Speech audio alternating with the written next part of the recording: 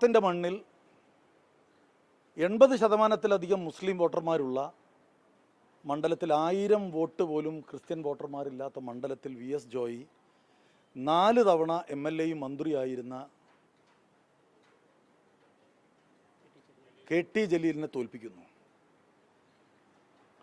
Latin vote ഒരുപക്ഷെ കേരളത്തിൽ ഏറ്റവും കൂടുതലുള്ളത് കൊച്ചിൻ മണ്ഡലത്തിലാണ്. ആ മണ്ഡലത്തിൽ ജില്ലാ കോൺഗ്രസ് കമ്മിറ്റിയുടെ പ്രസിഡൻ്റായിട്ടുള്ള ഷിയാസ് വലിയ ഭൂരിപക്ഷത്തിന് ജയിക്കുന്നു. അതുപോലെ വാമനപുരത്ത് ഏറ്റവും കൂടുതൽ ഹിന്ദു വോട്ടർമാരുള്ള മണ്ഡലങ്ങളിലൊന്നാണ് തിരുവനന്തപുരത്ത് വാമനപുരം. അവിടെ ഒരു യൂത്ത് കോൺഗ്രസ് നേതാവായ മുഹമ്മദ് ഷാ വിജയിക്കുന്നു. ഈ ദിവസങ്ങളിലൊക്കെ കേരളം ചർച്ച ചെയ്യപ്പെടേണ്ടിയിരുന്നത്, ആഘോഷിക്കേണ്ടിയിരുന്നത് ഇതുപോലുള്ള ആഘോഷങ്ങളാണ്, ഈ വിജയങ്ങളാണ്. കേരളത്തിൻ്റെ എന്തുകൊണ്ട് കേരളം വേറിട്ടതാകുന്നു എന്ന് ലോകത്തോട് പറയാനുള്ള ഏറ്റവും മികച്ച അവസരങ്ങളായിരുന്നു ഈ തെരഞ്ഞെടുപ്പ് വിജയങ്ങളൊക്കെയും. നേരത്തെ ഉപതെരഞ്ഞെടുപ്പായതുകൊണ്ടാണ് AK ആൻ്റണി തിരൂരങ്ങാടി വിജയിച്ചത് എന്ന്, അത് ലീഗിൻ്റെ കൂടി ആവശ്യമാണെന്നൊക്കെ ചർച്ച ചെയ്യപ്പെട്ടത് നമ്മൾ കേട്ടതാണ്. ഇത് അങ്ങനെ ഒരു രാഷ്ട്രീയ ബാധ്യതയുമില്ലാത്ത സമയത്ത് കമ്മ്യൂണിസ്റ്റ് മാർക്സിസ്റ്റ് പാർട്ടിയുടെ നേതൃത്വത്തിലുള്ള ഇടതുമുന്നണി ഓരോ നിയോജകമണ്ഡലത്തിലെയും ജാതി സമവാക്യങ്ങളുടെ തൂക്കം ഒപ്പിച്ച് സ്ഥാനാർത്ഥിയെ നിർത്തുമ്പോൾ വിപ്ലവകരമായ തീരുമാനത്തിലൂടെ ഞങ്ങൾ ഇത്തരം സ്ഥാനാർത്ഥികളെ വിജയിപ്പിച്ചു.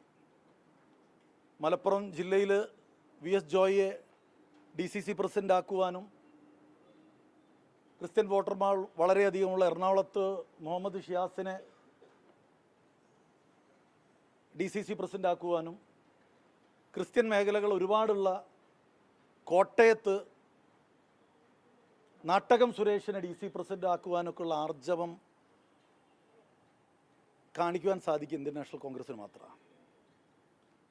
കോൺഗ്രസിൻ്റെ ചരിത്രത്തിൻ്റെ പുറകോട്ട് സഞ്ചരിച്ചാൽ ഇതുപോലുള്ള വലിയ അടയാളപ്പെടുത്തലുകൾ നിങ്ങൾക്ക് കാണാം. ഇന്ദിരാഗാന്ധി കൊല്ലപ്പെട്ടത് ഈ രാജ്യം വിഭജിക്കുവാനുള്ള സിഖ് തീവ്രവാദത്തിൻ്റെ ഇരയായിട്ടാണ്. പക്ഷെ കോൺഗ്രസ് ഈ രാജ്യത്തിൽ നിന്ന് പുതിയൊരു രാഷ്ട്രം സൃഷ്ടിക്കണമെന്നും ഖാലിസ്ഥാൻ വാദം ഉന്നയിച്ച ആളുകളെ ആ വാദത്തെ അടിച്ചമർത്തിയാണ്, അതിൻ്റെ പ്രതിഫലനമായിട്ട് ഇന്ദിരാഗാന്ധിക്ക് സ്വന്തം ജീവിതം നഷ്ടപ്പെട്ടിട്ട്. അത് ഞാൻ പറയും, ഞാൻ വളരെ അപൂർവം പത്രക്കാരെ കാണുന്ന ആളല്ലേ, എന്നൊന്ന് കേട്ടൂടെ? എന്നെ കേട്ടൂടെ? കേൾക്കുന്നില്ലെങ്കിൽ കേൾക്കണ്ട, നമുക്ക് ഇവിടെ നിർത്താം. ഞാൻ ഈ 5 വർഷത്തിനിടയിൽ നിങ്ങൾ പലപ്പോഴും ആവശ്യപ്പെടുമ്പോൾ എനിക്ക് പറയാനുള്ളത് മുഴുവൻ കേൾക്കുക നിങ്ങൾ. അപ്പോൾ അതുപോലെ നിരവധി സന്ദർഭങ്ങളുണ്ട്. ഇപ്പോൾ മഹാരാഷ്ട്രയിൽ ബാൽ താക്കറെ കത്തി നിൽക്കുന്ന കാലത്ത് അബ്ദുറഹിമാൻ ആന്ദുലയാക്കിയ, പോണ്ടിച്ചേരിയിൽ 93% ഹിന്ദു മതവിശ്വാസികളുള്ളിടത്ത് MOH ഫാറൂഖിനെ ആക്കി, അങ്ങനെ നിരവധി ഉദാഹരണങ്ങൾ രാജസ്ഥാനിൽ, ബീഹാറിൽ, ആസാമിൽ. അപ്പോൾ ഞാൻ പറഞ്ഞു വരുന്നത്, മതത്തിനതീതമായി മനുഷ്യരെ ചേർത്ത് നിർത്താൻ കഴിയുന്ന പ്രത്യയശാസ്ത്രമാണ് ഇന്ത്യൻ നാഷണൽ കോൺഗ്രസ്. അതിൻ്റെ ആഘോഷമായിരുന്നു ഈ തെരഞ്ഞെടുപ്പിൻ്റെ വിജയം. ആ ഇന്നലകളിലെ കോൺഗ്രസ് ഇന്ത്യ രാജ്യത്തിന് കാണിച്ച മതേതരത്വത്തിൻ്റെ വളരെ കൃത്യമായ രാഷ്ട്രീയം കേരളത്തിന് മുമ്പിൽ അഭിമാനത്തോടു കൂടി അവതരിപ്പിച്ച ഇലക്ഷനായിരുന്നു. അതിൽ വിജയം വരിച്ച ഇലക്ഷനായിരുന്നു. ആ വിജയത്തിൻ്റെ സർവ സന്തോഷങ്ങളെയും കെടുക്കത്തക്ക രീതിയിൽ ഇതുപോലെ കോൺഗ്രസ് ആഘോഷിക്കപ്പെടേണ്ടിയിരുന്ന അഭിമാനം കൊണ്ട് ഞാനിപ്പോൾ ഒരു തെരഞ്ഞെടുപ്പിൽ വിജയിച്ച സ്ഥാനാർത്ഥിയാണ്. നിങ്ങൾക്കറിയാം, 10-25 വർഷക്കാലമായി കോൺഗ്രസ്സിന് ജയിക്കുവാൻ സാധ്യമാവാത്ത ഡീലിമിറ്റേഷനിൽ ഒരിക്കലും ഇനി കോൺഗ്രസ്സിന് ഈ കോഴിക്കോട് നോർത്ത് ജയിക്കുവാൻ സാധിക്കില്ല എന്ന് ഈ കഴിഞ്ഞ തെരഞ്ഞെടുപ്പ് വേളയിലും വോട്ടെടുപ്പ് കഴിഞ്ഞതിന് ശേഷവും നിങ്ങളുടെ ചർച്ചയിൽ ഞാൻ കേട്ടിട്ടുണ്ട്. പക്ഷെ അതൊക്കെ മറികടക്കുവാൻ സാധിച്ചത് ഒരു തപസ്യ എന്ന പോലെ കേരളത്തിലെ കോൺഗ്രസ് പ്രവർത്തകരും UDF പ്രവർത്തകരും നടത്തിയ നിരന്തരമായ പോരാട്ടമുണ്ട്. ഇപ്പം ഞാൻ ഈ ജില്ലയിൽ യൂത്ത് കോൺഗ്രസിനെയും KSU ഒക്കെ നയിച്ച് രമേശ് ചെന്നിത്തലയുടെയും VM സുധീരൻ്റെയും MM ഹസൻ്റെയും കമ്മിറ്റിയിൽ KPC ഭാരവാഹി നിൽക്കെ 2018 രാഷ്ട്രീയ പ്രവർത്തനം അവസാനിപ്പിച്ച ആളാണ്. കോൺഗ്രസ് പാർട്ടിയോടുള്ള കൂറല്ല, നേതൃത്വ രംഗത്ത് ഇനി പ്രവർത്തിക്കുന്നില്ല എന്നുള്ള ഉറച്ച തീരുമാനത്തോടു കൂടി മാറിയുന്ന ആളാണ്. മനം മടുത്ത് മാറിയ ഒരാളാണ്. കോൺഗ്രസിൻ്റെ പോക്ക് അന്ന് പോയ രീതിയിൽ അഭിപ്രായ വ്യത്യാസം ഉണ്ടായപ്പോൾ പാർട്ടിയുടെ ഉത്തരവാദിത്തപ്പെട്ട സ്ഥാനത്തിരുന്ന് അത് പറയുവാൻ പാടില്ല എന്നുള്ള ബോധ്യത്തിൽ KPCC സെക്രട്ടറി സ്ഥാനം രാജിവെച്ച് എൻ്റെ 30 വർഷത്തെ രാഷ്ട്രീയ ജീവിതത്തെ റദ്ദ് ചെയ്ത് നിലപാട് പറഞ്ഞ് എൻ്റെ നാട്ടിൽ കോൺഗ്രസ് പ്രവർത്തനവുമായി പ്രവർത്തിച്ച ഒരാളാണ് ഞാൻ. ഇന്ത്യൻ നാഷണൽ കോൺഗ്രസ് കേരളത്തിൽ അധികാരത്തിൽ വന്നതുകൊണ്ട് വീണ്ടും കോൺഗ്രസിലേക്ക് ചേക്കേറിയ ആളല്ല, മറിച്ച് ചരിത്രത്തിൽ ഒരിക്കലും ഇല്ലാത്ത വിധത്തിൽ തുടർ ഗവൺമെൻറ് ഇടതുമുന്നണിയുടെ നേതൃത്വത്തിൽ വന്നപ്പോൾ അന്ന് പ്രിയപ്പെട്ട ശ്രീ കെ സുധാകരൻ കേരളത്തിലെ കോൺഗ്രസിൻ്റെ പ്രസിഡൻ്റായി വന്നപ്പോൾ നിർബന്ധപൂർവം ആവശ്യപ്പെട്ടതുകൊണ്ട് തിരിച്ച് വീണ്ടും നേതൃത്വത്തിലേക്ക് വന്ന ഒരാളാണ്. അന്ന് 2021 ശ്രീ കെ സുധാകരൻ കോൺഗ്രസിൻ്റെ പ്രസിഡൻ്റായി വന്നു. കേരളത്തിലെ കോൺഗ്രസിൻ്റെ ചരിത്രത്തിൽ സമാനതകളില്ലാത്ത പ്രവർത്തനങ്ങൾ നിങ്ങൾ കണ്ടതാണ്. CUC കോൺഗ്രസ് യൂണിറ്റ് കമ്മിറ്റി, കോൺഗ്രസിൻ്റെ ഭരണഘടനയിൽ ഇല്ലാത്ത കമ്മിറ്റിയെ AICCയുടെ പ്രത്യേക അംഗീകാരം വാങ്ങി 40,000-ത്തിലധികം ബൂത്ത് കമ്മിറ്റികൾ പോലും തളർന്നു പോയ ഒരു പാർട്ടിയെ 40,000-ത്തോളത്തിലധികം കോൺഗ്രസ് യൂണിറ്റ് കമ്മിറ്റികൾ ഈ സംസ്ഥാനത്ത് കെ സുധാകരൻ പ്രസിഡൻ്റായിരുന്ന ആ കമ്മിറ്റിയുടെ നേതൃത്വത്തിൽ ഞങ്ങൾ സൃഷ്ടിച്ചിട്ടുണ്ട്. അത് കഴിഞ്ഞ് നിങ്ങൾ ഓർക്കുന്നുണ്ടാവും, ഈ ജില്ലയിലാണ് ചിന്തൻ ശിബിർ നടന്നത്. കോൺഗ്രസ് നിങ്ങളൊരു കാലത്തും നിങ്ങളുടെയൊക്കെ ഓർമ്മയിൽ ഏതായാലും റിപ്പോർട്ട് ചെയ്യപ്പെട്ടിട്ടില്ല. എല്ലാ വർഷവും ഈ സംസ്ഥാനത്ത് ഞങ്ങൾ നേതൃത്വ ക്യാമ്പ് നടത്തി 2-3 ദിവസം ചിന്തൻ ശിബിരിൻ്റെ വെളിച്ചത്തിൽ ഒരു വർഷത്തെ കർമ്മപരിപാടികൾ തയ്യാറാക്കി. അത് കഴിഞ്ഞ് വയനാട് ക്യാമ്പ്, ആ ക്യാമ്പിൽ പാർലമെൻറ്റ് തെരഞ്ഞെടുപ്പ് ജയിക്കുന്നതിന് വേണ്ടിയിട്ടുള്ള മുന്നൊരുക്കങ്ങൾ KPCCയുടെ നേതൃത്വത്തിൽ നടത്തി. അത് കഴിഞ്ഞ് പാർലമെൻറ്റ് തെരഞ്ഞെടുപ്പിലെ ചരിത്രത്തിലെ ഏറ്റവും വലിയ വിജയത്തിനൊടുവിൽ നന്ദി പറയുന്നതിനുള്ള സമയം കഴിഞ്ഞ ഉടനെ ഞങ്ങൾ വയനാട്ടിൽ വീണ്ടും ക്യാമ്പ് സംഘടിപ്പിച്ചു. ഞങ്ങൾ തീരുമാനിച്ചു, സാധാരണക്കാരായ കോൺഗ്രസ് പ്രവർത്തകർ, UDF പ്രവർത്തകർ മത്സരിക്കുന്ന തെരഞ്ഞെടുപ്പ് വിജയിപ്പിക്കുക എന്നുള്ളതാണ് നമ്മുടെ ഏറ്റവും വലിയ കർത്തവ്യം. ഈ നിയമസഭാ തെരഞ്ഞെടുപ്പിന് വേണ്ടിയായിരുന്നില്ല ആ ക്യാമ്പ്, മറിച്ച് കഴിഞ്ഞ ഡിസംബർ മാസത്തിൽ ആ വലിയ ചരിത്ര വിജയത്തിലേക്ക് എത്തിക്കുവാൻ സാധിച്ചത് ആ മുന്നൊരുക്ക. 20 വർഷത്തിലധികമായി കോൺഗ്രസിനൊരു MLA ഇല്ലാത്ത ഈ ജില്ലയിൽ ഇന്ന് 5 സീറ്റിൽ കോൺഗ്രസ് മത്സരിച്ചപ്പോൾ 5 ജയിക്കുവാൻ സാധിച്ചതും 13-ൽ 12 ജയിക്കുവാൻ സാധിച്ചതും ആ തപസ്യ എന്ന പോലെ കേരളത്തിലെ ആയിരക്കണക്കായ 10,000-കണക്കായ നേതൃത്വവും ലക്ഷക്കണക്കായ താഴെത്തട്ടിലുള്ള പ്രവർത്തകർ ഒരു മനസ്സായി പ്രവർത്തിച്ചതുകൊണ്ടാണ്. വലിയ റാലികൾ നമ്മൾ സംഘടിപ്പിച്ചു. വൈക്കം സത്യാഗ്രഹ റാലി നിങ്ങൾ ഓർക്കുന്നുണ്ടാവും, ലക്ഷക്കണക്കിന് പേർ പങ്കെടുത്ത പരിപാടി. എറണാകുളം തൃശ്ശൂരിൽ വെച്ച് നടന്ന മഹാസംഗമം, ഈ കോഴിക്കോട് കടപ്പുറത്ത് വെച്ച് നടന്ന പാലസ്തീൻ ഐക്യദാർഢ്യ റാലി. അങ്ങനെ കേരള പ്രദേശ് കോൺഗ്രസ് കമ്മിറ്റിയുടെ നേതൃത്വത്തിൽ കേരളത്തിലെ കോൺഗ്രസിനെ ശാക്തീകരിക്കുവാൻ സാധിച്ചത് മാത്രമല്ല, നിങ്ങൾ ഓർക്കുന്നുണ്ടാവും, കേരളത്തിലെ കോൺഗ്രസ് ഇന്നലകളിൽ ഒരു പാർട്ടിയായിരുന്നില്ല, ആക്ച്വലി ഒരു കോൺഫെഡറേഷൻ ആയിരുന്നു. വിവിധ ഗ്രൂപ്പുകൾ ചേർന്ന് നിൽക്കുന്ന ഒരു കോൺഫെഡറേഷൻ ആയിരുന്നു കേരളത്തിലെ കോൺഗ്രസ്. കെ സുധാകരൻ പ്രസിഡൻ്റായിരുന്ന കാലഘട്ടത്തിലാണ് ഇന്ത്യയിലെ കോൺഗ്രസിൻ്റെ ഹൈക്കമാൻഡും കേരളത്തിലെ മുഴുവൻ കോൺഗ്രസ് നേതാക്കന്മാരും ഒരു തീരുമാനമെടുത്തത് ആ ഇന്നലകളെ മായ്ക്കുവാനും സാധാരണക്കാരായ പ്രവർത്തകരുടെ മനം കുളിർപ്പിക്കുന്ന പാർട്ടിക്കകത്ത് ഇനി വിഭാഗീയത വേണ്ട എന്നുള്ള തീരുമാനം. ആ തീരുമാനത്തിനൊടുവിലാണ് പാർലമെൻറ്റ് തെരഞ്ഞെടുപ്പ് നമ്മൾ വിജയിച്ചു. പഞ്ചായത്ത് തെരഞ്ഞെടുപ്പ് ചരിത്രത്തിൽ ഒരിക്കലുമില്ലാത്ത വിധം വിജയിച്ചു. ഈ അസംബ്ലി തെരഞ്ഞെടുപ്പ് കേരളത്തിൻ്റെ ചരിത്രത്തിലെ ഏറ്റവും വലിയ 2ാമത്തെ വിജയത്തിലേക്ക് എത്തിയത്. ആ വിജയം ഞാൻ നേരത്തെ പറഞ്ഞ ഒരുപാട് ആഘോഷിക്കപ്പെടേണ്ടിയിരുന്ന, മാസങ്ങളോളം കേരളം ചർച്ച ചെയ്യപ്പെടേണ്ടിയിരുന്ന ഒരുപാട് വിജയങ്ങൾ, ആ വിജയങ്ങൾ ചർച്ച ചെയ്യുന്നതിന് പകരം കേരളത്തിലെ കോൺഗ്രസ്, ഇന്ത്യയിലെ കോൺഗ്രസ് എല്ലാ കാലത്തും മുഖ്യമന്ത്രിമാരെ തിരഞ്ഞെടുക്കുന്ന ഒരു രീതിയുണ്ട്. ആരെ തിരഞ്ഞെടുക്കുമെന്ന്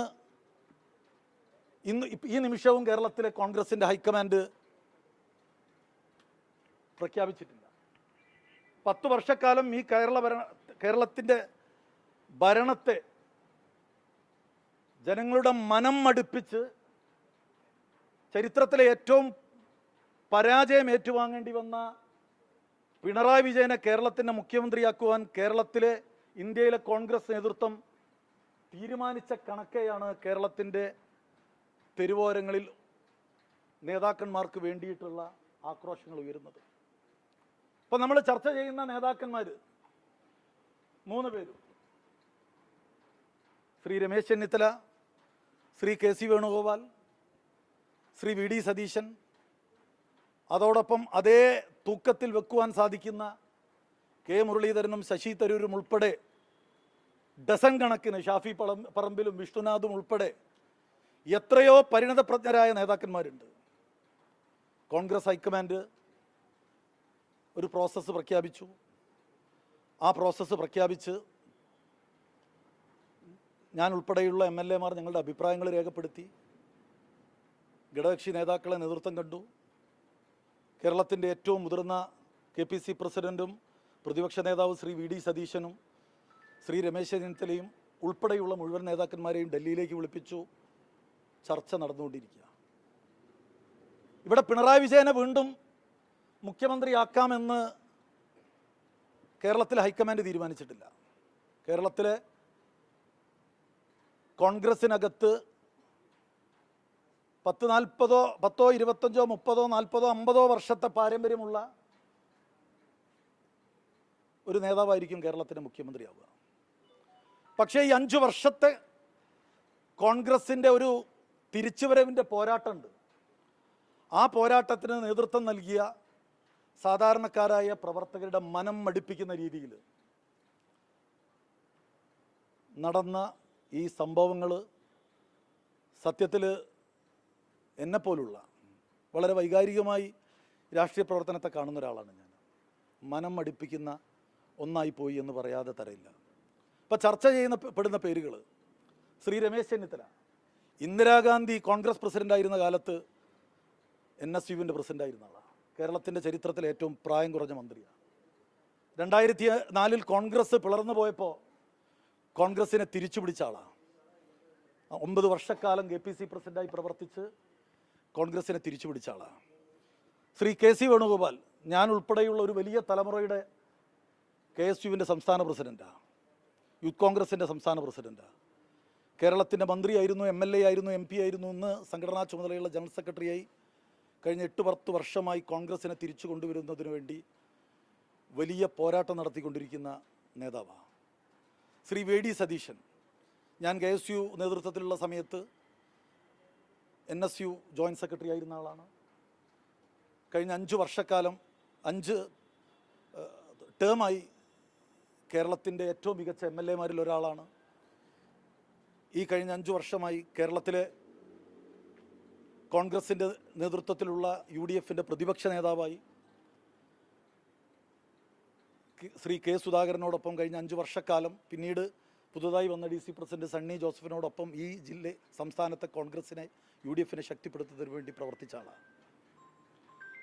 ഇതിലാർക്കാണ് മാറ്റ് കൂടുതലെന്ന് എനിക്ക് അഭിപ്രായം ഉണ്ടാകും. കേരളത്തിലെ ഓരോ കോൺഗ്രസ് പ്രവർത്തകനും അതിൽ അഭിപ്രായം പറയാം. കേരളത്തിൽ നിങ്ങൾ ഓർക്കുന്നുണ്ടാകും, ഞാൻ ഈ തെരഞ്ഞെടുപ്പ് വേളയിലൊക്കെ പറഞ്ഞു, ഈ തെരഞ്ഞെടുപ്പിൽ ഞങ്ങളോടൊപ്പം ഒരു ഘടകകക്ഷി കൂടിയുണ്ട്, ജനമാണെന്ന്. ഈ 3 പേർക്കപ്പുറത്ത് ശശി തരൂർ ഒരു കാലഘട്ടത്തിൽ കേരളത്തിൽ മുഖ്യമന്ത്രിയാവണമെന്ന് ഇതുപോലെ ചർച്ച ചെയ്യപ്പെട്ട പേരാ. കെ മുരളീധരൻ 2001 KPCCയുടെ പ്രസിഡൻ്റായ ആളാണ്. കേരളത്തിലെ ഏറ്റവും മികച്ച പ്രസിഡന്റുമാരിൽ ഒരാളെന്ന് പേര് കേട്ട ആളാണ്. ഇതിലാരെയെങ്കിലും കോൺഗ്രസ് മുഖ്യമന്ത്രി ആക്കണം, അതല്ലെങ്കിൽ കോൺഗ്രസിൻ്റെ നിയമസഭാ കക്ഷി നേതാവാവണമെന്ന് പറയുവാനും അതിനുവേണ്ടി പോസിറ്റീവായി ക്യാമ്പയിൻ നടത്തുവാനുള്ള അവകാശം ഞാൻ ഉൾപ്പെടെയുള്ള കോൺഗ്രസ് പ്രവർത്തകർക്കുണ്ട്, കേരളത്തിലെ മുഴുവൻ ഘടകകക്ഷികൾക്കുണ്ട്. ഞാൻ നേരത്തെ പറഞ്ഞു, കോൺഗ്രസിന് വേണ്ടി പ്രവർത്തിച്ച ജനങ്ങൾക്കുണ്ട്. പക്ഷേ കോൺഗ്രസിൻ്റെ ലേബലിൽ കോൺഗ്രസിൻ്റെ സമുന്നതരായ നേതാക്കന്മാരെ തെറി വിളിക്കുവാനും കോൺഗ്രസിൻ്റെ സമുന്നതരായ നേതാക്കന്മാർ പോസ്റ്ററുകൾ വലിച്ചു കീറി കത്തിക്കുവാനും അത് വകവെച്ചു കൊടുക്കാൻ സാധ്യമല്ല. ഞാനൊക്കെ എൻ്റെ ജീവിതത്തിൽ ഞാൻ ഒരു സ്ഥാനവുമാവാൻ ആഗ്രഹിച്ച് രാഷ്ട്രീയ പ്രവർത്തനം നടത്തിയ ആളല്ല. ഇന്നും ആ മാനസികാവസ്ഥയിൽ നിൽക്കുന്ന ആളാണ്. ഞാൻ എൻ്റെ ജീവിതത്തിൽ എല്ലാ പദവികളും ഓരോ ഘട്ടത്തിൽ രാജിവെച്ച് പോയ ആളാണ്. KSU നേതൃത്വത്തിൽ നിന്ന് ഞാൻ മാറിയിട്ടുണ്ട്, ഒന്നും കോൺഗ്രസ് വിട്ടിട്ടില്ല. യൂത്ത് കോൺഗ്രസ് ജില്ലാ പ്രസിഡന്റ്ഷിപ്പിൽ നിന്ന് അഭിപ്രായ വ്യത്യാസം വരും മാറി നിൽക്കുക, അതൊരു പ്രതിഷേധമാണ്. ദാറ്റ് ഡസൻ മീൻ മറ്റൊരു പാർട്ടി ചേക്കേറുന്നു. ഇവിടെ ഒരു മണ്ഡലം സെക്രട്ടറി രാജിവെച്ച് പോയാൽ പിറ്റേ ദിവസം മറ്റു പാർട്ടികളുമായി ചർച്ച ചെയ്യുന്ന കാലത്ത് 30-35 വർഷത്തെ എൻ്റെ രാഷ്ട്രീയ ജീവിതം റദ്ദ് ചെയ്ത് എൻ്റെ നാട്ടിൽ കോൺഗ്രസ്സായി ജീവിച്ചവനാണ് ഞാൻ. നാളെ തുടർ ഗവൺമെൻറ് ഉണ്ടാകുമായിരുന്നില്ല എന്നും കെ സുധാകരൻ പ്രസിഡൻ്റായി എനിക്കൊരു അവസരം കിട്ടുമെന്നും കരുതിക്കൊണ്ടല്ല അത് ചെയ്തത്. മറിച്ച് അത് പ്രത്യയശാസ്ത്രത്തോടുള്ള എൻ്റെ കമ്മിറ്റ്മെൻറ്റാണ്. കെ മുരളീധരൻ കെ സുധാകരനേക്കാളും ഞാൻ അടുപ്പം സൂക്ഷിച്ച ആളാണ്. എൻ്റെ രാഷ്ട്രീയ ജീവിതത്തിൻ്റെ തുടക്കം എന്നെ ജില്ലാ യൂത്ത് കോൺഗ്രസ് പ്രസിഡൻ്റ് ആക്കുന്നത് ഉൾപ്പെടെ അതിന് വലിയ പങ്കുവഹിച്ച ആളാണ്. പക്ഷേ അദ്ദേഹം കോൺഗ്രസ് വിട്ടപ്പോൾ രണ്ടാമതൊന്നും ആലോചിക്കേണ്ടി വന്നിട്ടില്ല. ഈ മാനസികാവസ്ഥയിൽ നിൽക്കുന്ന പ്രവർത്തകരാണ് കേരളത്തിലെ 99% എന്ന് വിശ്വസിക്കുന്ന ഒരാളാണ് ഞാൻ. അവരെ മനസ്സ് മടിപ്പിക്കുന്ന രീതിയിൽ കോൺഗ്രസ് നേതാക്കന്മാരെ മോശമായി ചിത്രീകരിച്ച് അവരുടെ പോസ്റ്ററുകൾ വലിച്ചു കീറി അവർക്കെതിരെ സാമൂഹ്യ മാധ്യമങ്ങളിൽ പോസ്റ്റിട്ട് മുന്നോട്ട് പോകുന്ന ഈ അശ്ലീല കാഴ്ച കണ്ടു നിൽക്കാൻ ഞങ്ങളെപ്പോലുള്ള പ്രവർത്തകർക്ക് സാധ്യമല്ല. KPCC ഭാരവാഹിത്വം MLA എന്നൊക്കെ പറയുന്നത് വളരെ ആലങ്കാരിക. ഇതൊക്കെ ഇന്നല്ലെങ്കിൽ നാളെ പോകും. നമുക്ക് മുമ്പ് നടന്നു പോയ ആളുകൾ ഈ അടയാഭരണങ്ങളൊക്കെ അഴിച്ച് സാധാരണക്കാരായ കോൺഗ്രസ്സുകാരനായി മാറും. ഞാൻ ആ മനസ്സ് ഇപ്പോഴും സൂക്ഷിക്കുന്ന ആളാണ്. അപ്പോൾ അതുകൊണ്ട് ഇത്തരം കാര്യങ്ങളിൽ മനസ്സിനകത്ത് കോൺഗ്രസ് ഉണ്ട് എങ്കിൽ ഇത്തരം കാര്യങ്ങളിൽ ഒരു കോൺഗ്രസ് പ്രവർത്തകനും പങ്കെടുക്കുവാൻ പാടില്ല. ജനാധിപത്യപരമായ രീതിയിൽ കോൺഗ്രസ്സിനകത്ത് ചർച്ചകൾ നടക്കുന്നുണ്ട്. വളരെ പോസിറ്റീവായ ഒരു പൊളിറ്റിക്കൽ ഡിസിഷൻ വരും. ആ ഡിസിഷൻ ആര് തന്നെയായാലും കോൺഗ്രസ്സിനെ സ്നേഹിക്കുന്നവർ ആ ഡിസിഷൻ കോൺഗ്രസ് നേതൃത്വം എടുക്കുന്ന തീരുമാനങ്ങളെ ഞങ്ങളെല്ലാവരും ചേർന്നാണ് ഒറ്റ വരിയിലുള്ള പ്രമേയം പാസ്സാക്കിയത്. KPCCയുടെ പ്രസിഡന്റ് സണ്ണി ജോസഫ് അവതരിപ്പിച്ച പ്രമേയത്തെ പിന്താങ്ങിയത് കേരളത്തിൻ്റെ പ്രതിപക്ഷ നേതാവ് VD സതീശനാണ്. ഞാൻ ഉൾപ്പെടെയുള്ള 63 MLA കൈയടിച്ച് പാസ്സാക്കിയ പ്രമേയമാണ്. ആ പ്രമേയം അതിൻ്റെ സ്പിരിറ്റ് ഈ സംസ്ഥാനത്തുള്ള മുഴുവൻ കോൺഗ്രസ് പ്രവർത്തകർക്കും ബാധകമാണ്. അപ്പോൾ അത്തരം കാര്യങ്ങളിൽ പ്രവർത്തിക്കുന്ന ആളുകൾ അവർ കോൺഗ്രസിൻ്റെ ഭാഗമാണ് എന്ന് ഞാൻ വിശ്വസിക്കുന്നില്ല. ഇനിയൊരു വൈകാരികമായ ഒരു ചിന്തയുടെ ഭാഗമായി സംഭവിച്ചു പോയതാണെങ്കിൽ അത് ആവർത്തിക്കാതിരിക്കുവാൻ അവർ തയ്യാറാവണം. അതല്ല എങ്കിൽ അതിനതിജീവിക്കാനുള്ള ആന്തരികമായ കരുത്ത് കേരളത്തിലെ കോൺഗ്രസ് പ്രസ്ഥാനത്തിന് ഉണ്ട് എന്ന് പറയാൻ ഞാൻ ആഗ്രഹിക്കുക.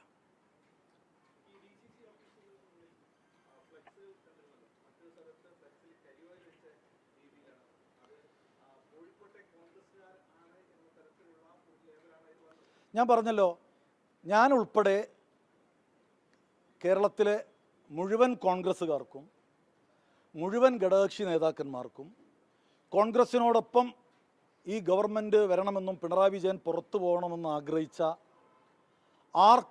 ആർക്കു വേണ്ടിയും ക്യാമ്പയിൻ നടത്താനുള്ള സ്വാതന്ത്ര്യമുണ്ട് ടിൽ AICC തീരുമാനം എടുക്കുന്നത് വരെ.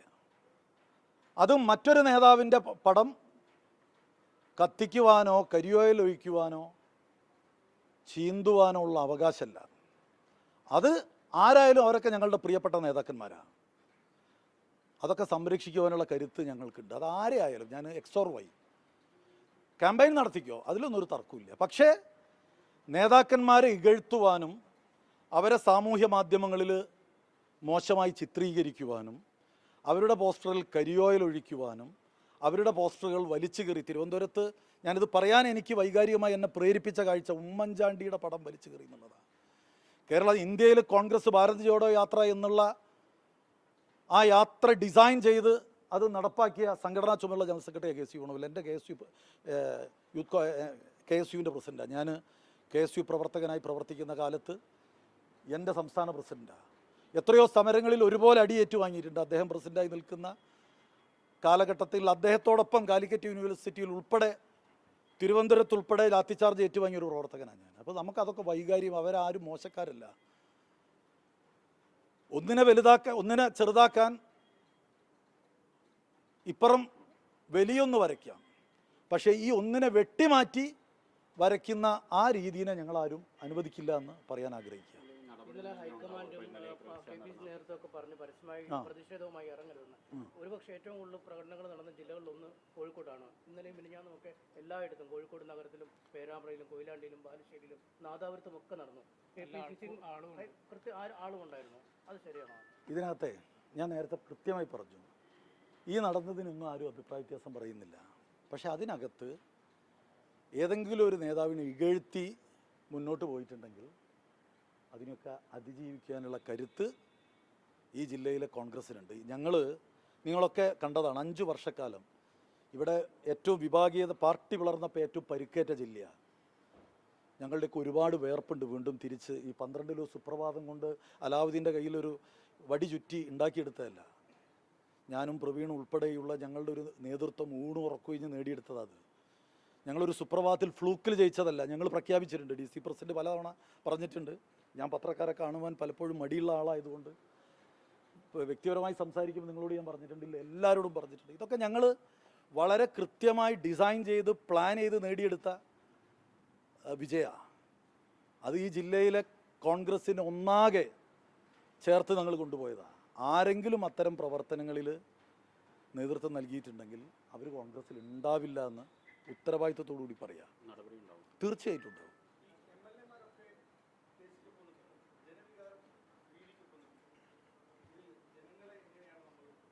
എനിക്കതിൻ്റെ പ്രയോഗം മനസ്സിലായില്ല.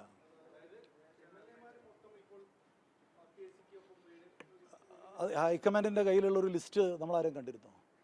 പിന്നെ അങ്ങനെ ഒരു ത്ലാസ് ഇല്ല. ജനവികാരം അളക്കുന്ന ത്ലാസൊന്നും എൻ്റെ അറിവിലില്ല. MLA മാരെ തൂക്കുന്ന ത്ലാസ് ഉണ്ടാവാം, പക്ഷെ ആ ത്ലാസിൻ്റെ കസ്റ്റോഡിയൻ കോൺഗ്രസ് പ്രസിഡൻ്റാണ്. വേറെ ആരും ഇത് കാണില്ല. ഇവർ റിപ്പോർട്ട് കൊടുക്കുന്നത് കോൺഗ്രസ് ഹൈക്കമാൻഡിനാണ്. പിന്നെ ഈ ത്ലാസിനകത്ത് തൂക്കിയ ആളുകൾ ആരും മോശക്കാരല്ല എന്ന് ഞാൻ പറഞ്ഞു. ഇനി തൂക്കാൻ അതുപോലെ പ്രഗത്ഭരായ ആളുകൾ വേറെയുണ്ട്. ഈ പ്രതിഷേധത്തെ ഞങ്ങൾ അംഗീകരിക്കും. പിണറായി വിജയനെ കേരളത്തിൻ്റെ മുഖ്യമന്ത്രിയാക്കാൻ ഒരു തീരുമാനം ആണ് വരുന്നതെങ്കിൽ ആ പ്രതിഷേധത്തിന് മുമ്പിൽ ഞാനുണ്ടാകും.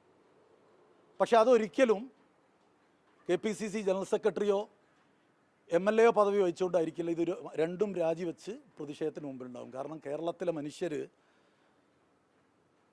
ഇനി സംഭവിക്കാൻ പാടില്ല എന്നുള്ള തീവ്രമായ ചിന്തയിൽ ചെയ്ത വോട്ടാണ്. പിണറായി വിജയനെ മാറ്റുക എന്നുള്ളതായിരുന്നു കേരളത്തിലെ ജനങ്ങളെ സംബന്ധിച്ചിടത്തോളം. എങ്ങനെ ഇത്രയും ഓർഗനൈസ്ഡ് ആയിട്ടുള്ള ഒരു പ്രതിഷേധങ്ങളൊന്നുമല്ല കഴിഞ്ഞ ദിവസം കണ്ടത്. ഒക്കെ ജനറേറ്റ് ചെയ്ത ഒരു പ്രതിഷേധമാണ്. അത് മാത്രമല്ല, നിങ്ങൾ ഈ പറയുന്ന കാര്യം ഈ താഴ്ത്തട്ടുള്ളവരെ കൺവിൻസ് ചെയ്യാൻ പോലും നിങ്ങൾക്ക് കഴിയുന്നില്ല. ആ കൺവിൻസിംഗ് ആണ് ഇപ്പം നടക്കുന്നത്. ഇത് ആ കൺവിൻസിംഗ് ആണ്. ഞാൻ ഈ പറഞ്ഞത് എൻ്റെ ഹൃദയം കൊണ്ടാ. ഞാൻ എൻ്റെ ഒരു ഭാഗമില്ലല്ലോ, ഇതിന് എല്ലാ ഭാഗവും ഇല്ല. ഈ ഭാഗം ആ തുലാസിനോടാണ് പറയുന്നത്. ആ തുലാസിൽ കോൺഗ്രസിന്റെ തട്ടിലേക്ക് ജനങ്ങളെ എത്തിച്ചത് ലക്ഷക്കണക്കായ UDF പ്രവർത്തകരുടെ പ്രവർത്തന. നിങ്ങൾ ഒരു മിനിറ്റ് കേരളത്തിലെ കോൺഗ്രസ് ഒരാളെയും മുഖ്യമന്ത്രിയെ ഉയർത്തിക്കാട്ടിയിട്ടില്ല. ഒരൊറ്റ സ്റ്റേറ്റ്മെന്റ് കാണിക്കുമോ? ഒരു മിനിറ്റ്. പ്രതിപക്ഷത്തെ നയിച്ചത് കോൺഗ്രസിന്റെയും UDF-ന്റെയും നേതൃത്വം. എല്ലായിടങ്ങളിലും നയിച്ചത് UDF-ആ. ഒരൊറ്റ നേതൃത്വത്തെ ചൂണ്ടിക്കാട്ടി. ഇപ്പൊ ഇതിന്റെ പ്രോബ്ലം എന്താ അറിയോ? ഇതിനകത്ത് ഞാനൊരു കൃത്യമായ ഒരു കാര്യം പറയാം. നിങ്ങളുടെയൊക്കെ മുന്നിൽ അല്ലല്ല, ഒരു യൂണിലാറ്ററും അല്ല. ഇതിന്റെ പ്രശ്നം എന്താ അറിയോ? കഴിഞ്ഞ 10 വർഷമായി കേരളത്തിലെ ഒരു പൊതുബോധത്തിൽ ഒരു ചിത്രമുണ്ട്. എന്താ? ഞാൻ പിണറായി വിജയൻ, ഞാൻ തന്നെയാണ് ഗവൺമെൻറ്, ഞാൻ തന്നെയാണ് പാർട്ടി. അതിൻ്റെ ഒരു ഉദാഹരണം പറഞ്ഞുതരാം. ഞാനിത് വെറുതെ പറയുന്നതല്ല. നിങ്ങൾ PV അൻവർ ഞങ്ങളുടെ ജില്ലയിൽ പരാജയപ്പെട്ടു പോയ ഏക സ്ഥാനാർത്ഥിയാണ്. ആ PV അൻവർ കമ്മ്യൂണിസ്റ്റ് മാർക്സിസ്റ്റ് പാർട്ടിയെ കലഹിച്ച് പത്രസമ്മേളനം നടത്തിയത് റിപ്പോർട്ട് ചെയ്ത ആളുകളാണ്. നിങ്ങൾ ഇവിടെ ലൈവ് ഉണ്ടായിരുന്നു. നിങ്ങൾ അതിൻ്റെ സീക്വൻസ് പരിശോധിച്ചാൽ 4 ദിവസം തുടർച്ചയായി കേരളത്തിൽ വിവിധ ഇടങ്ങളിൽ PV അൻവർ പത്രസമ്മേളനം നടത്തി. 5-ാം ദിവസം കേരളത്തിൻ്റെ മുഖ്യമന്ത്രി CPM-ൻ്റെ പോളിറ്റ് ബ്യൂറോ മെമ്പർ സഖാവ് പിണറായി വിജയൻ അൻവറിനെതിരെ പത്രസമ്മേളനം നടത്തി. ആ നടത്തിയതോടുകൂടി കേരളത്തിലെ താഴെ തട്ടിലുള്ള കമ്മ്യൂണിസ്റ്റ് മാർക്സിസ്റ്റ് പാർട്ടിയുടെ പ്രവർത്തകരുൾപ്പെടെ മുഴുവൻ നേതാക്കന്മാരും അൻവറിനെതിരെ വന്നു. കമ്മ്യൂണിസ്റ്റ് മാർക്സിസ്റ്റ് പാർട്ടി ഇന്നലകളിൽ പ്രവർത്തിച്ചത് അങ്ങനെയായിരുന്നു. PV അൻവർ ഒരു പത്രസമ്മേളനം നടത്തി പാർട്ടി ലൈനിനെതിരെ പറഞ്ഞാൽ അന്ന് സംസ്ഥാന സെക്രട്ടേറിയറ്റ് കൂടും. ആ സംസ്ഥാന സെക്രട്ടേറിയറ്റ് ചർച്ച ചെയ്യും, തീരുമാനം ഉണ്ടാവും, ജനങ്ങളോട് പറയും. നിങ്ങൾ ഇത്രയും ഗൗരവത്തിൽ ഓരോ വിഷയങ്ങളെയും ചർച്ച ചെയ്യുന്ന നിങ്ങൾ ആരെങ്കിലും ഈ വിഷയം ഞാൻ ഈ പറഞ്ഞ രീതി റിപ്പോർട്ട് ചെയ്തിരുന്നു? കമ്മ്യൂണിസ്റ്റ് മാർക്സിസ്റ്റ് പാർട്ടി വളരെ ഡെമോക്രാറ്റിക്കായി ആന്തരിക ജനാധിപത്യം ഉണ്ടായിരുന്നു, അവർ ചെയ്യുമായിരുന്നതാ. അപ്പം നിങ്ങളത് റിപ്പോർട്ട് ചെയ്യപ്പെടാതെ പോയത് 4 ദിവസം തുടർച്ചയായിട്ടും അൻവർ പത്രസമ്മേളനം നടത്തിയിട്ടും കമ്മ്യൂണിസ്റ്റ് മാർക്സിസ്റ്റ് പാർട്ടിക്ക് അതിൽ അഭിപ്രായമില്ല എന്ന് നിങ്ങൾ റിപ്പോർട്ട് പെടാതെ പോയത് നിങ്ങളൊരു ഏകാധിപത്യ രാഷ്ട്രീയത്തെ കണ്ടുപഴകിയതുകൊണ്ടാണ്. കേരളത്തിൽ പിണറായി വിജയനെയും ഇന്ത്യയിൽ നരേന്ദ്രമോദിയെയും കണ്ടുപഴകിയതുകൊണ്ട് നിങ്ങൾക്ക് അത് അത്ഭുതമായി തോന്നിയില്ല. പക്ഷെ എന്നെപ്പോലുള്ള കഴിഞ്ഞ 10, 35, 40 വർഷമായി രാഷ്ട്രീയത്തെ സസൂക്ഷ്മമായി വീക്ഷിക്കുന്ന ഒരാളെ സംബന്ധിച്ചിടത്തോളം എനിക്ക് വളരെ വേദനയോടുകൂടിയാണ് ഒരു പാർട്ടിയുടെ പതനം ഞാൻ കണ്ടത്. ഞാൻ 100 സീറ്റിന് മുകളിൽ ലഭിക്കുമെന്ന് എത്രയോ തവണ പറഞ്ഞാൽ അത് പറയാൻ എന്നെ പ്രേരിപ്പിച്ചത് ആ കമ്മ്യൂണിസ്റ്റ് മാർക്സിസ്റ്റ് പാർട്ടിയുടെ ആന്തരികമായ ജനാധിപത്യം തകർന്നു പോയി എന്നുള്ളതുകൊണ്ടാണ്. കേരളത്തിലെ കോൺഗ്രസിനെ സംബന്ധിച്ചിടത്തോളം ഒരിക്കലും ഒരു കാലത്തും മുഖ്യമന്ത്രി സ്ഥാനാർത്ഥിയെ പ്രഖ്യാപിച്ചിട്ടില്ല. ഇപ്പോൾ നിങ്ങൾ ഓർക്കുന്നുണ്ടാവും, ഉമ്മൻചാണ്ടി മുഖ്യമന്ത്രിയായ 2011 തെരഞ്ഞെടുപ്പ് വലിയ രീതിയിൽ രമേശ് ചെന്നിത്തലയെ KPC പ്രസിഡൻ്റായിരുന്ന രമേശ് ചെന്നിത്തല മുഖ്യമന്ത്രിയാണെന്ന് ചർച്ച ചെയ്യപ്പെട്ടിട്ടില്ലേ?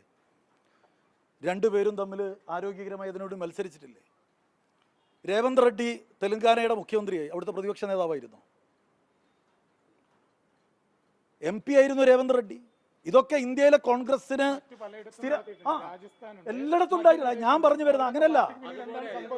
അല്ല എന്താ ഞാൻ പറയട്ടെ, കേരളത്തിലെ ഒരു മിനിറ്റ്, ഇതൊക്കെ ആർക്കും ഞാൻ അതുകൊണ്ടാണ് ആ അസാധാരണമായ സാഹചര്യം വളരെ ബോധപൂർവ്വം ഇത് ഒരു മിനിറ്റ് രാജസ്ഥാനിലും മധ്യപ്രദേശിലും ഒക്കെ കാലാകാലങ്ങളിൽ മാറുന്ന രാഷ്ട്രീയത്തിനനുസരിച്ച് മാറിയതാ. കേരളത്തിൽ ഞാൻ പറഞ്ഞല്ലോ, കേരളത്തിൽ പിണറായി വിജയനെ കോൺഗ്രസ് നേതൃത്വം മുഖ്യമന്ത്രിയായി പ്രഖ്യാപിച്ചിട്ടില്ല. കേരളത്തിലെ കോൺഗ്രസ് മുഖ്യമന്ത്രി ആരാവണമെന്ന് ഹൈക്കമാൻഡ് ചർച്ച ചെയ്തുകൊണ്ടിരിക്കുന്നു. അതിനു മുമ്പ് ആ ചർച്ചയുടെ തീരുമാനം എന്ത് എന്നറിയുന്നതിന് മുമ്പ് ഇത്തരം കാര്യങ്ങൾ നടക്കുന്നുവെങ്കിൽ അത് വളരെ ബോധപൂർവമായി ഉണ്ടാവുന്നതാണ്, അതല്ലാതെ സ്വയംഭൂവായി ഉണ്ടാവുന്ന ഒന്നല്ല. ഞാൻ ഈ ജില്ലയിൽ 10-40 വർഷത്തെ രാഷ്ട്രീയ പാരമ്പര്യമുള്ള ഒരാളാണ്. ഈ ജില്ലയുടെ പൾസ് എനിക്കറിയാം. കഴിഞ്ഞ 4 വർഷം ഈ സംസ്ഥാനത്ത് കോൺഗ്രസ് കെട്ടിപ്പടുക്കുന്നതിന് വേണ്ടി ശ്രീ കെ സുധാകരനോടൊപ്പം ഈ സംസ്ഥാനത്ത് ഉടനീളം കെ സുധാകരനോടൊപ്പം പറയുമ്പോൾ അതിൻ്റെ കൂടെ ഒന്നും കൂടി പറയാം, ശ്രീ VD സതീശനോടൊപ്പം ഏറ്റവും കൂടുതൽ ചേർന്ന് പ്രവർത്തിച്ച ഒരു സഹപ്രവർത്തകനാണ് ഞാൻ. നിങ്ങൾക്ക് ആർക്കും ഒരു സംശയം വേണ്ട, ഏറ്റവും കൂടുതൽ ചേർന്ന് പ്രവർത്തിച്ചിട്ടുള്ള സഹപ്രവർത്തകനാണ്. അപ്പം ഞങ്ങളൊക്കെ ഇതൊക്കെ വളരെ കൃത്യമായി അറിയാം. തീരുമാനം വരുന്നതിന് മുമ്പ് ഇത്തരം കാര്യങ്ങൾ നടക്കണമെങ്കിൽ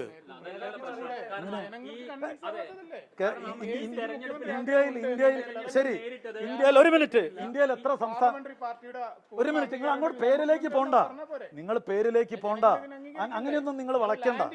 അല്ല ഒരു മിനിറ്റ്, ലാൻഡിങ് അല്ല, ഞാൻ പറഞ്ഞോട്ടെ, നിങ്ങൾ അങ്ങോട്ടൊന്നും പോണ്ട. ഇന്ത്യയിൽ എത്ര സ്ഥലത്ത് ഇപ്പോൾ തെരഞ്ഞെടുപ്പ്, ഒരു മിനിറ്റ്, അല്ല ഒരു ചോദിച്ച ചോദ്യത്തിന് ഒരു ഉത്തരം, അല്ല ഒരു മിനിറ്റ്, ഒരു വലിയ പ്രധാന ചോദ്യം ചോദിച്ചല്ലോ, നിങ്ങൾക്ക് പ്രഖ്യാപിച്ചാൽ പോരെയെന്ന്. ഇന്ത്യയിൽ 5 സംസ്ഥാനത്ത് തെരഞ്ഞെടുപ്പ് നടന്നു. എത്ര സംസ്ഥാനത്ത് പ്രഖ്യാപിക്കപ്പെട്ടു? ഈ പിണറായി വിജയനെ പോലെ ഒരു മിനിറ്റ്, ഞാൻ ചോദിക്കുന്നത് ഈ ഒന്നടങ്കെന്നുള്ള കണക്ക് നിങ്ങൾ എവിടുന്നാ നിങ്ങളെ കയ്യിൽ ക്ലാസ്സുള്ളത്? അതിനകത്തൊന്നും ഒരു മിനിറ്റ്, ഞങ്ങളും ഈ നാട്ടുകാരാ, ഒരു മിനിറ്റ്, ആര് നിങ്ങൾ ആദ്യം അത് പഠിക്ക്. അവതരിപ്പിച്ചിട്ടില്ല, അതൊരു പ്രതീക്ഷയാണ് കേരളത്തിൽ. ഒരു മിനിറ്റ്, കേരളത്തിൽ അതുകൊണ്ട് തന്നെ അങ്ങനെ ഒരു പ്രതീക്ഷ പോലും ഷെയർ ചെയ്യപ്പെട്ടിരുന്നില്ലെന്ന് മാത്രമല്ല, നീ പറയുന്ന മൈക്കുമായി നിങ്ങൾ കേരളത്തിലെയും AICCയിലെയും മുഴുവൻ നേതാക്കന്മാരുടെ പുറകെയും 1000 തവണ ചോദിച്ചിട്ടുണ്ട് ഈ ചോദ്യത്തിന് ഉത്തരം. ഈ ചോദ്യത്തിന് കേരളത്തിൽ കോൺഗ്രസിന് മുഖ്യമന്ത്രി സ്ഥാനാർത്ഥിയില്ല എന്ന് 1000 തവണ ഈ നേതാക്കന്മാരൊക്കെ നിങ്ങളോട് പറഞ്ഞിട്ടുണ്ട്. അപ്പോൾ അതല്ലാതെ നമ്മൾ ആരെയെങ്കിലും പ്രഖ്യാപിച്ച് തെരഞ്ഞെടുപ്പ് കഴിഞ്ഞതിന് ശേഷം ആ ആളെ മാറ്റി പുതിയ ആളെ വെക്കുന്ന ഒരു കാര്യം നടന്നിട്ടില്ല. ഇവിടെ പിണറായി വിജയനെ കേരളത്തിന്റെ മുഖ്യമന്ത്രിയായി പ്രഖ്യാപിച്ചിട്ടും ഇല്ല. മത്സരിക്കാത്ത ഒരാള് ഈ മുഖ്യമന്ത്രി സ്ഥാനത്തേക്ക് ഉയർത്തിക്കാട്ട് പോലും ചെയ്യുന്ന എന്ത് അസാധാരണ സാഹചര്യമാണ് കേരളത്തിലുള്ളത്? ഞാനൊരു കാര്യം ചോദിക്കട്ടെ നിങ്ങളോട്. കേരളത്തിലെ കോൺഗ്രസിന്റെ തെരഞ്ഞെടുക്കപ്പെട്ട ജനപ്രതിനിധികൾ ഞങ്ങൾ ആരും ഓട് പൊളിച്ച് വന്നവരല്ലല്ലോ. എനിക്ക് എൻ്റെ മുഖ്യമന്ത്രി കേരളത്തിലെ ആരാവണമെന്ന് പറയാനുള്ള അവകാശമില്ലേ? ഉണ്ടല്ലോ. രാജീവ് ചന്ദ്രശേഖരനെയും പിണറായി വിജയനെയും പറ്റൂല എന്ന് പറയാനുള്ള അവകാശം എനിക്കുണ്ട്. അത് പറഞ്ഞാൽ ആ പറയുന്നതിനെതിരാണ്. കാരണം അവൻ കോൺഗ്രസ് അല്ല. നേരത്തെ മുഖ്യമന്ത്രി പ്രഖ്യാപിച്ചില്ല, അങ്ങനെ ഒരു ആഗ്രഹം, അങ്ങനെ ഒരു ശീലമില്ല. അങ്ങനെ പ്രഖ്യാപിക്കുകയായിരുന്നെങ്കിൽ ജനവിധി എതിരാകുമെന്നായിരുന്നു അപ്പൊ നിങ്ങൾ പാർട്ടി കണ്ടിരുന്നത്. ഈ മുഖ്യമന്ത്രി സ്ഥാനാർത്ഥിയെ പ്രഖ്യാപിക്കുകയായിരുന്നെങ്കിൽ മുഖ്യമന്ത്രി സ്ഥാനാർത്ഥിന് ഇപ്പോഴല്ല, നിങ്ങളൊന്ന് മനസ്സിലാക്കണമെന്നറിയോ? AK ആന്റണി, K കരുണാകരൻ, ഉമ്മൻചാണ്ടി ഉണ്ടല്ലോ. ഇവരെ പോലും പ്രഖ്യാപിച്ചില്ല കേരളത്തിന്റെ ചരിത്രത്തിൽ. K കരുണാകരനെ പ്രഖ്യാപിച്ചിട്ടുണ്ടോ കേരളത്തിൽ? നിങ്ങൾ ഇതിന്റെ പ്രശ്നം എന്താ അറിയോ? നിങ്ങൾ കുറച്ച് ബാക്കോട്ടേക്ക് പോകുന്നില്ല. നിങ്ങൾ ഈ നരേന്ദ്രമോദിന്റെയും പിണറായി വിജയന്റെയും ടാഗിൽ കുടുങ്ങിപ്പോയതാ.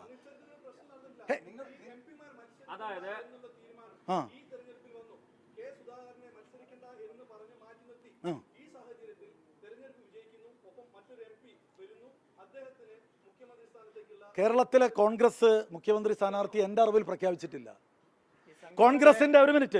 കോൺഗ്രസിന്റെ പ്രസിഡന്റ് മല്ലികാർജുൻ ഖാർഗെജി 20 വർഷത്തിലധികമായി കാലം ഇന്ത്യയിലെ കോൺഗ്രസിനെ നയിച്ച UPA ചെയർപേഴ്സൺ കൂടിയായിട്ടുള്ള പരിണിതപ്രജ്ഞയായ സോണിയാഗാന്ധി, ഇന്ത്യയിലെ മതേതരത്വ ജനാധിപത്യ മനുഷ്യരുടെ മുന്നിൽ പ്രതീക്ഷയായി നിൽക്കുന്ന രാഹുൽ ഗാന്ധി ഉൾപ്പെടെയുള്ള നേതൃത്വം, കേരളം അവർക്ക് അന്യമായ സ്ഥലമല്ല. അവരാലോചിച്ച് ഉചിതമായ തീരുമാനമെടുക്കും. ആ തീരുമാനം ഞാൻ ഉൾപ്പെടെയുള്ള കോൺഗ്രസ്സുകാരായ ആളുകൾക്ക് ബാധകമായിരിക്കും. അത് കോൺഗ്രസിനെ സ്നേഹിക്കുന്ന ഒരാൾ പോലും ആ തീരുമാനത്തെ ചോദ്യം ചെയ്യില്ല എന്ന ഉറച്ച വിശ്വാസം ഞങ്ങൾക്ക്. ഞാൻ പറഞ്ഞല്ലോ, ഇന്ത്യയിലെ കോൺഗ്രസ് പ്രസിഡന്റ് മല്ലികാർജുൻ ഖാർഗെ, മുൻ പ്രസിഡന്റും ഇന്നത്തെ പ്രതിപക്ഷ നേതാവുമായ രാഹുൽ ഗാന്ധി, സോണിയാഗാന്ധി ഉൾപ്പെടെയുള്ള പരിണിതപ്രജ്ഞരായ നേതൃത്വം ഒരു തീരുമാനമെടുക്കും. അതാരെ തീരുമാനിച്ചാലും, ഞാൻ നേരത്തെ പറഞ്ഞു, പിണറായി വിജയനെ പ്രഖ്യാപിച്ചാൽ ഞാൻ ഗ്യാരണ്ടി പറയാം, ഞാൻ സത്യപ്രതിജ്ഞ ചെയ്യിച്ച് അല്ല, ഞാൻ പറയാം, ഞാൻ ഗ്യാരണ്ടി പറയാം. അല്ല, വിഡ്ഢികളല്ലല്ലോ. ഒരു മിനിറ്റ് അല്ല, ഒരു മിനിറ്റ്, ഒരിക്കലും അല്ല, ഒരു മിനിറ്റ്. അതെങ്ങനെയാ? ഒരു മിനിറ്റ്, ആളുകളെ പറഞ്ഞത് ശരിയാ. പിണറായി വിജയന്, ഞാൻ പറയുന്നത് ഒരു കോൺഗ്രസ്സുകാരനെയല്ലേ പറയുന്നത്. ഒരു കോൺഗ്രസ് ഇതിനകത്ത് അങ്ങനെ ഒരു സാധനം ഇതിനകത്തില്ല.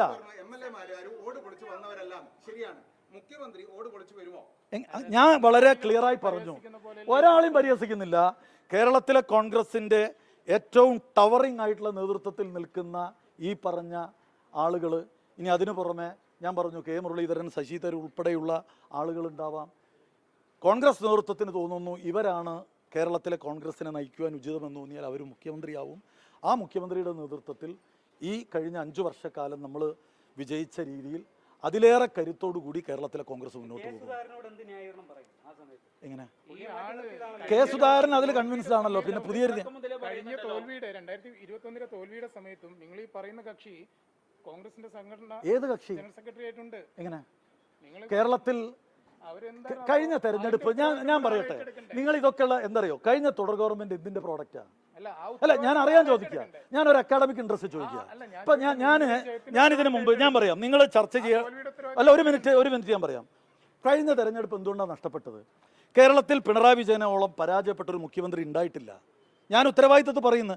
പിണറായി വിജയൻ തെരഞ്ഞെടുപ്പ് 10 വർഷക്കാലം പിണറായി വിജയന്റെ നേതൃത്വത്തിൽ ഏത് തെരഞ്ഞെടുപ്പാണ് കമ്മ്യൂണിസ്റ്റ് മാർക്സ് പാർട്ടി ജയിച്ചത്? ഒരൊറ്റ തെരഞ്ഞെടുപ്പ്, 2021 നിയമസഭാ തെരഞ്ഞെടുപ്പ്. പിണറായി വിജയന്റെ നേതൃത്വത്തിൽ ആദ്യം നടന്ന പാർലമെന്റ് തെരഞ്ഞെടുപ്പിൽ 32 ലക്ഷം വോട്ടിന്റെ വ്യത്യാസത്തിലാണ് പിണറായി വിജയൻ പരാജയപ്പെട്ടത്. അത് കഴിഞ്ഞ് കോവിഡ് ഇലക്ഷൻ ആയിരുന്നു രണ്ടും. ഡിസംബർ 6-ാം തീയതിയും ഡിസംബർ 4-നും ഏപ്രിൽ 6-നും നടന്ന 2020-ലെയും 2021-ലെയും തെരഞ്ഞെടുപ്പ് മനുഷ്യൻ ഹോസ്റ്റലായി വീട്ടിൽ കെട്ടിയിടപ്പെട്ട ഇലക്ഷനാ. ആ ഇലക്ഷനിൽ ജയിച്ചതിലപ്പുറത്ത് ഏത് ഇലക്ഷനാ? തൃക്കാക്കര. ഞാൻ അതിന് ചുമതല ഉണ്ടായിരുന്ന ആളാ. എങ്ങനെ? എൻ്റെ ചോദ്യം, ആ ഇലക്ഷൻ ഒരു ഈക്വൽ പ്ലാറ്റ്ഫോമിലായിരുന്നു. രണ്ട് കൂട്ടർക്കും, പ്രതിപക്ഷത്തിനും ഭരണപക്ഷത്തിനും ഒരുപോലെ ഒരേ പ്ലാറ്റ്ഫോമിലായിരുന്നോ കോവിഡ് കാലഘട്ടത്തിലെ തെരഞ്ഞെടുപ്പ് നടന്നത്? തൃക്കാക്കര തെരഞ്ഞെടുപ്പ് പിണറായി വിജയൻ പരാജയപ്പെട്ടില്ലേ? പുതുപ്പള്ളി തെരഞ്ഞെടുപ്പ് പരാജയപ്പെട്ടില്ലേ? പാലക്കാട് തെരഞ്ഞെടുപ്പ് പരാജയപ്പെട്ടില്ലേ? നിലമ്പൂർ തെരഞ്ഞെടുപ്പ് പരാജയപ്പെട്ടില്ലേ? അവിടെയൊക്കെ മണ്ഡലത്തിൻ്റെ ചുമതല വഹിച്ച് ആദ്യവസാനം പ്രവർത്തിച്ച ഒരു ചാർജ് ജനറൽ സെക്രട്ടറിയാ. എന്തിനാണ് പ്രതിപക്ഷ നേതാവിനെ പിന്നെ ഈ എല്ലാവരും ഉണ്ടായിരുന്നു. തോറ്റു കഴിഞ്ഞാൽ വനവാസത്തിന് പോകുമെന്നും ഇതിന്റെ ഉത്തരവാദിത്വം ഏറ്റെടുക്കുമെന്നൊക്കെ പറഞ്ഞ ഒരാൾ അതിലൊന്നും എങ്ങനെ നിങ്ങൾ ആദ്യം മനസ്സിലാക്കേണ്ടത്, ഈ തെരഞ്ഞെടുപ്പ് വിജയങ്ങൾക്കൊക്കെ പിന്നിൽ ഞങ്ങളെ പോലുള്ള 10,000-കണക്കായ പാവങ്ങളുടെ ഊണുറക്കുണ്ടായിരുന്നു. ഞാനൊക്കെ ഓരോ ഉപതെരഞ്ഞെടുപ്പ് സമയത്തും പെട്ടിയായിട്ട് പോയാൽ വോട്ടെണ്ണി കഴിഞ്ഞിട്ട് മടങ്ങുന്ന ആളുകളാണ്. ഇതുപോലുള്ള 100 കണക്കിന് ഞങ്ങളുടെ തലമുറയിൽപ്പെട്ട ചെറുപ്പക്കാർ അവിടെ ക്യാമ്പ് ചെയ്ത് പ്രവർത്തിക്കുന്ന നിങ്ങളൊക്കെ കണ്ടവരല്ലേ. രാവും പകലുമില്ലാതെ ഞങ്ങളൊക്കെ പ്രവർത്തിച്ച് ഞങ്ങളോടൊപ്പം അവിടെയുള്ള സാധാരണക്കാരായ കോൺഗ്രസ് പ്രവർത്തകർ, UDF പ്രവർത്തകർ കഷ്ടപ്പെട്ട് പ്രവർത്തിച്ച് ജയിക്കുന്നതാണ്. എല്ലാ തെരഞ്ഞെടുപ്പിന് മുമ്പും ഞങ്ങൾ പറഞ്ഞിട്ടുണ്ട്, ഇതാ ഇത്ര വോട്ട് ജയിക്കാൻ പോകുന്നു. ഇതൊരു സുപ്രഭാതത്തിൽ ഞങ്ങൾക്കൊരു വെളിപാടുണ്ടായി പറയുന്നൊന്നല്ല.